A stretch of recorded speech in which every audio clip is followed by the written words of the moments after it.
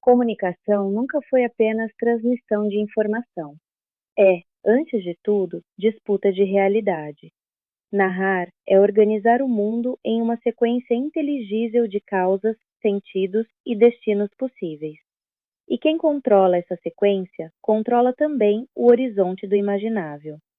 O poder simbólico opera justamente nesse nível invisível em que não se impõe pela força, mas pela naturalização. Ele não precisa convencer explicitamente, basta estruturar o cenário dentro do qual as pessoas passam a pensar. Uma narrativa eficaz não afirma apenas fatos, ela define o que conta como fato, o que merece atenção, o que pode ser esquecido e, sobretudo, quem tem direito de falar. Nesse sentido, comunicar é instituir hierarquias silenciosas entre vozes legítimas e vozes descartáveis, entre experiências reconhecidas e experiências consideradas irrelevantes. A narrativa produz pertencimento, mas também produz exclusão.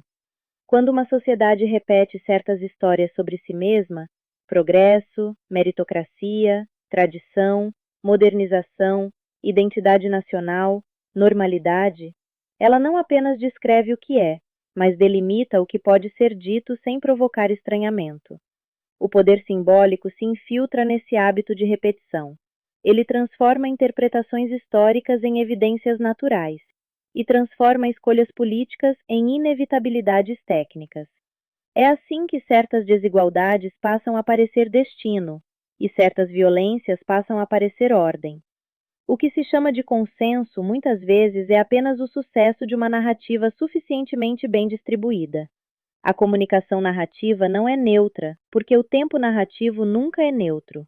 Toda narrativa escolhe onde começa a história e onde termina. Começar uma história antes ou depois de um acontecimento muda completamente seu significado. Quando um conflito começa ontem, ele parece acidente. Quando começa há séculos, ele parece estrutura. Quem decide o ponto de partida, decide também a interpretação do presente. O poder simbólico age precisamente nesse deslocamento temporal. Ele encurta ou alonga memórias conforme a conveniência do enquadramento. Além disso, narrativas não operam apenas no nível do conteúdo, mas no nível da forma. O tom, o ritmo, a metáfora, a repetição e o silêncio comunicam tanto quanto os dados explícitos.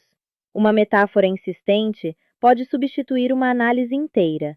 Um adjetivo recorrente pode reorganizar a percepção coletiva de um grupo social.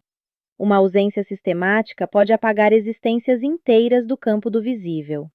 O simbólico não precisa gritar para governar. Ele administra discretamente o repertório de imagens disponíveis. Por isso, disputar narrativas não é um capricho intelectual, mas uma prática política fundamental. Alterar uma narrativa significa deslocar o eixo do possível. Quando novas histórias aparecem, novas posições subjetivas se tornam habitáveis. Pessoas que antes só podiam se reconhecer como exceção passam a se reconhecer como coletivo. Experiências antes consideradas privadas passam a ser percebidas como estruturais. O poder simbólico teme exatamente esse momento em que a linguagem deixa de confirmar a ordem e passa a descrevê-la de outro modo. Comunicar, portanto, é intervir no campo onde o real ainda está em negociação. Não se trata apenas de convencer alguém de algo, mas de participar da fabricação dos mapas invisíveis que orientam o pensamento social. Toda narrativa é uma arquitetura de sentido, e toda arquitetura de sentido distribui lugares. Quem ocupa o centro, quem ocupa a margem e quem sequer aparece no desenho. Compreender isso é perceber que falar não é apenas expressar uma ideia, é disputar o próprio formato do mundo em que essa ideia pode existir.